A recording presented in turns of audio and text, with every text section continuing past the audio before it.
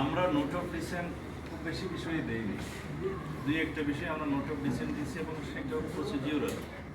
যেমন আমরা দ্বিপক্ষ বিশিষ্ট পার্লামেন্ট গঠন করার পক্ষে 100 সদস্য নিয়ে গঠন করার পক্ষে, কিন্তু তার গঠন প্রণালী যেভাবে সাজেস্ট করা হয়েছে ঐক্যমত্য কমিশন থেকে, সেই গঠন প্রক্রিয়া সম্পর্কে আমরা দ্বিমত পোষণ করেছি এবং কী বিষয়ে আমরা দ্বিমত পোষণ করেছি, কীভাবে করেছি এবং কীভাবে সেটা উল্লেখ করে নোট অফ ডিসেন্ট দিয়েছি। আর তার এখতিয়ার, ক্ষমতা সম্পর্কে, দায়িত্ব সম্পর্কে যে সাজেশন দেওয়া হয়েছে সেটার সম্পর্কেও আমরা দিব, কিন্তু আমরা কিছু সেটা আমরা ওখানে দিয়েছি। এই দুটো বিষয়ে নোট অফ ডিসেন্ট আমরা যেভাবে উল্লেখ করেছি সেটা উল্লেখিত থাকবে এবং সেইভাবেই যদি আমরা ম্যান্ডেট ড্রপ করি আমরা সেইভাবেই বাস্তবায়ন করব। This is note of dissent.